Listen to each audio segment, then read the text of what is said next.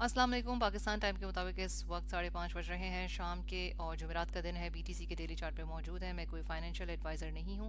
आप अपनी ट्रेड्स अपनी रिसर्च के हिसाब से ले सकते हैं। ये मेरी पर्सनल क्रिप्टो एनालिसिस है जो मैं आपके साथ शेयर कर रही हूँ।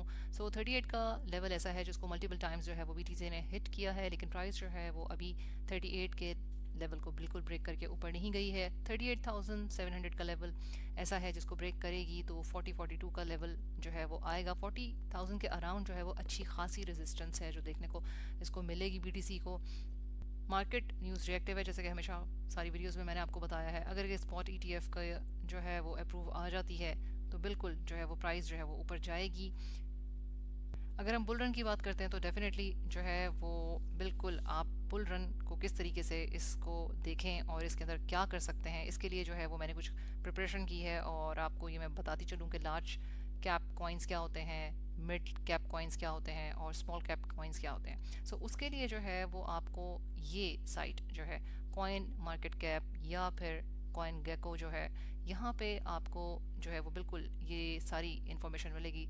अगर आप कॉइन मार्केट कैप की बात करते हैं तो इसके अंदर आपके लिए सबसे इम्पोर्टेंट चीज़ ये है कि आप मार्केट कैप देखें। मार्केट कैप के अंदर जो है यानी कि सबसे ज़्यादा किसका जो है वो कितना ज़्यादा जो है वो बीटीसी जैसे सबसे ज़्यादा है।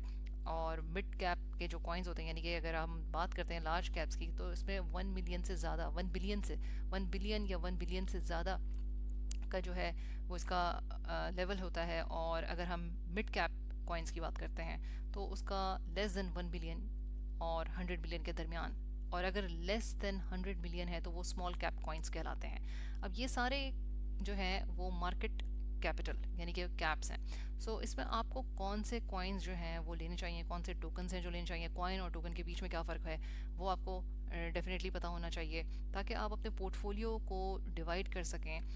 जैसे कि मीम कॉइन्स होते हैं और आप देखते हैं कि आडा है और बीटीसी इथेरियम, ये सारे बीटीसी इथेरियम जो है वो लार्ज कैप कॉइन्स है। अब इसके अंदर समझना इसलिए ज़रूरी है ताकि जो बुल रन है उससे आप ज़्यादा से ज़्यादा फ़ायदा उठा सकें।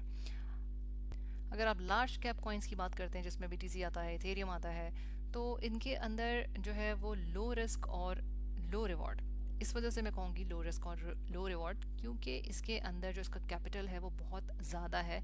यानी कि अगर बीटीसी की प्राइस जो है वो मूव करनी है, जैसे इस वक्त जो है वो 37 के अराउंड इसकी प्राइस है और इसको 40 तक लेके जाने के लिए जो है वो बहुत ज़्यादा सरमाया चाहिए। ठीक है, बहुत ज़्यादा लोगों की इन्वेस्टमेंट हो तो ये 40, 45, 50 तक जाएगा। लेकिन अगर आप इसके मुकाबले में मिड कैप कॉइन्स या फिर स्मॉल कैप कॉइन्स देखते हैं तो उसके अंदर जो है, जैसे कि आप ये देख लें कि शिव है, मीम कॉइन्स जो होते हैं जिसके अंदर 0.000 की जो है वो बात होती है कि भाई इतना कम है। अब ये शिव है तो ये इसकी आप ये देखें, इसकी प्राइस आप देख रहे हैं, ठीक है, और आप बीटीसी की प्राइस देख रहे हैं। अगर आपने बीटीसी को खरीदना है तो डेफिनेटली 37,000 तक का जो है वो एक आपको बीटीसी मिलेगा। और अगर आपने शिप कॉइन को देखना है तो डेफिनेटली आप देख रहे हैं कि भाई इसके अंदर तो ये पॉइंटों के अंदर है। अगर आप ख़रीदारी करते हैं तो डेफिनेटली आपको ये लगता है कि ये ख़रीदना जो शिप कॉइन है, शीबा है, ये तो ज़ाहिर है ज़्यादा आसान है एज़ कम्पेयर टू बीटीसी। लेकिन बीटीसी जो है वो तकरीबन सब लोगों ने होल्ड होल्ड करते भी हैं और होल्ड करना भी चाहिए और रिकमेंडेशन भी यही है। उसकी वजह यह है कि ये जो बीटीसी है वो स्टोर ऑफ वैल्यू है, स्टोर ऑफ वैल्यू है। बीटीसी है, इथेरियम है जो कि सेकंड लार्जेस्ट इथेरियम है मार्केट कैप के हिसाब से। अगर हम रिस्क की बात करते हैं, जो मैं आपको समझाना चाह रही हूँ कि बीटीसी जो है उसके अंदर लो रिस्क या लो जो रिवॉर्ड है उसका चक्कर ये है कि अगर आपने प्राइस जो है वो 40-45 तक लेके जानी है, ठीक है, तो उसमें जो है वो बहुत सारा सरमाया होना चाहिए बजाय इसके कि अगर आप कंपेयर करें शिप कॉइन्स के या शिबा कॉइन्स के या डॉज कॉइन के जिसके अंदर ये देखें 0.01 0.08 का जो है वो एक शिप है, 0.08 का एक डॉज है। तो इस तरह के जो कॉइन्स होते हैं जिसमें डॉज कॉइन आ गया, शीबा आ गया, जो स्मॉल कैप कॉइन्स होते हैं, तो इसमें जब प्राइस ऊपर जाती है तो डेफिनेटली काफ़ी प्रॉफिट होता है। लेकिन ये ऐसे कॉइन्स हैं जो कि जब नीचे गिरेंगे तो ज़ीरो पे भी आ सकते हैं, ठीक है, और अगर इसमें प्रॉफिट होगा तो वो भी अच्छा खासा हो सकता है। लेकिन जब हम बीटीसी की बात करते हैं तो बीटीसी जो है वो स्टोर वैल्यू है। सो इसके अंदर जो है वो डेफिनेटली रिस्क जो है लूज़ करने का वो कम है। और इसी तरीके से जो है क्योंकि इनका जो है वो प्राइस जिस लेवल के ऊपर ये आ चुके हैं वो अच्छा खासा हाई लेवल है, तो उसके लिए सरमायाकारी भी जो है वो ज़्यादा चाहिए होगी। बीटीसी को जो स्टोर ऑफ वैल्यू, बिल्कुल मैंने आपसे अभी ये बात कही, तो इसमें यह है कि ये BTC जो है और जो टोकन्स होते हैं, जो कॉइन्स हैं, उन टोकन्स में ये भी डेफिनेटली फ़र्क है कि BTC की अपनी जो है वो ब्लॉकचेन है और उसके ऊपर ये अपनी ब्लॉकचेन को यूज़ करता है, फ़ीस इसके अंदर यूज़ होती है। इथेरियम की अपनी ब्लॉकचेन है, तो इसमें भी डेफिनेटली फ़ीस जो है वो यूज़ होती है।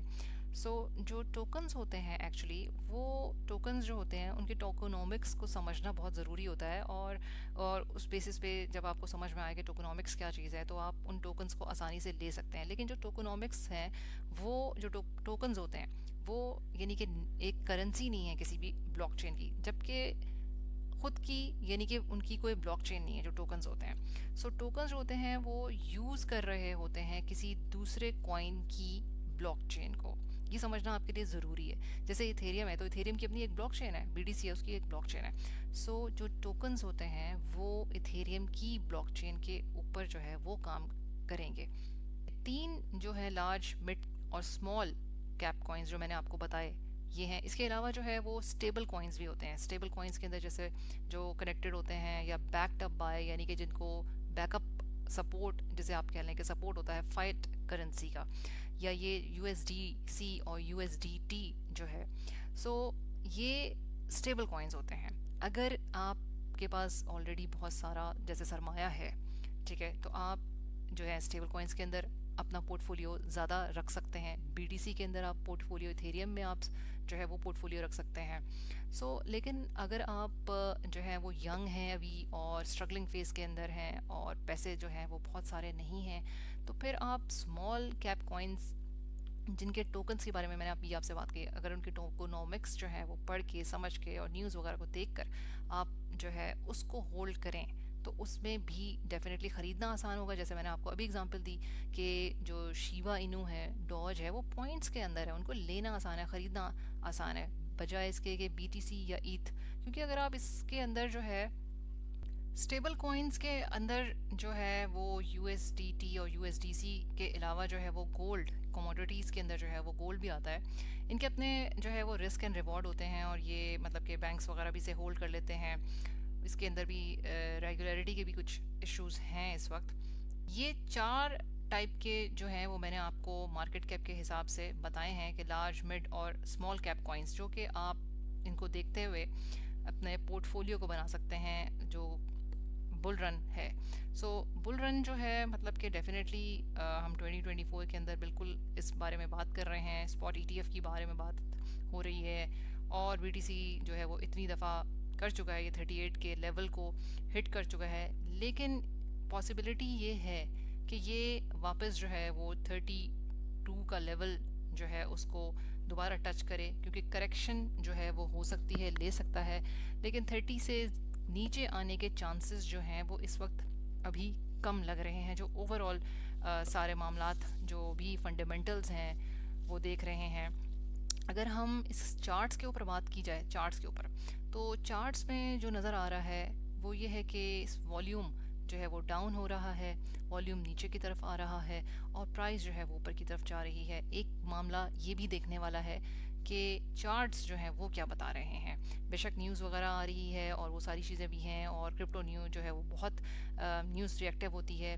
लेकिन इस चीज़ को भी मद्देनज़र रखें तो यहाँ पे इस तरह की भी सिनेरियो बिल्कुल बन रहा है कि हो सकता है कि प्राइस जो है वो करेक्शन ले और जो है वो 32 का लेवल, 33 का लेवल जो है वो हिट करे। काफ़ी ध्यान से जो है वो ट्रेड्स लेने के लिए हैं। स्पॉट के अंदर मैं आपको काफ़ी अरसे से बताती जा रही हूँ कि बहुत सेफ़ है इस वक्त करना इसके अंदर कि स्पॉट में आप ले लें, क्योंकि कुछ कहा नहीं जा सकता है कि पहले मार्केट जो है वो करेक्शन ले के जाएगी ऊपर, चांसेस बिल्कुल हैं, लेकिन स्टिल ये एक रिस्की मार्केट है जिसके बारे में आपने जहन में रखना है। अगर हम लीवरेज ट्रेडिंग की बात करते हैं, फ्यूचर ट्रेडिंग की बात करते हैं, तो ये आपके जो है वो रिस्क के ऊपर, पोर्टफोलियो के ऊपर डिपेंड करती है बात कि आप रिस्क कितना ले सकते हैं। बिल्कुल जो है वो ओपन कर सकते हैं इस वक्त लॉन्ग की पोजीशन, लेकिन अगर के आप रिस्क इसको मतलब कि अफोर्ड कर सकते हैं तो फिर जो है वो गो अहेड। लेकिन स्पॉट में काफ़ी सेफ हो जाएगा कि इन केस के अगर जो है वो प्राइस नीचे भी आती है तो प्राइस जो है वो मतलब आपको इतना ज़्यादा प्रॉब्लम नहीं आएगी। लेकिन फ्यूचर में जो है वो आपको हमेशा पता है कि अगर ऊपर जाती है प्राइस तो आपको प्रॉफिट भी उसी लीवरेज के हिसाब से, जितनी भी आपने जो है वो लीवरेज ली भी है। लेकिन डेफिनेटली अगर आप लॉस की तरफ जाते हैं तो फिर लॉस भी उसी तरीके से ही हो रहा होता है। सो ये सारी चीज़ें हैं। इथेरियम की बात करें तो इथेरियम के अंदर भी डेफिनेटली प्राइस जो है वो अच्छी खासी ऊपर गई है। वही मामलात है इसके अंदर जैसे कि बीटीसी की बात हमने की है। सो इस वक्त जो है वो ये है अपडेट। और मैंने आपको काफ़ी अच्छे से जो है टोकनॉमिक्स और कॉइन्स के बारे में बाय मार्केट कैप के हिसाब से बताने की कोशिश की है कि जो अब आप अपना पोर्टफोलियो है वह किस तरीके से अरेंज कर सकते हैं। इस तरह की सारी इन्फॉर्मेशन देने के लिए काफ़ी रिसर्च चाहिए होती है और काफ़ी कुछ जो है वो पढ़ना पड़ता है और फिर जाके जो है इस तरह की वीडियोस जो हैं वो बनती हैं। So like share subscribe and hit the bell icon button. Till then अल्लाह हाफिज़।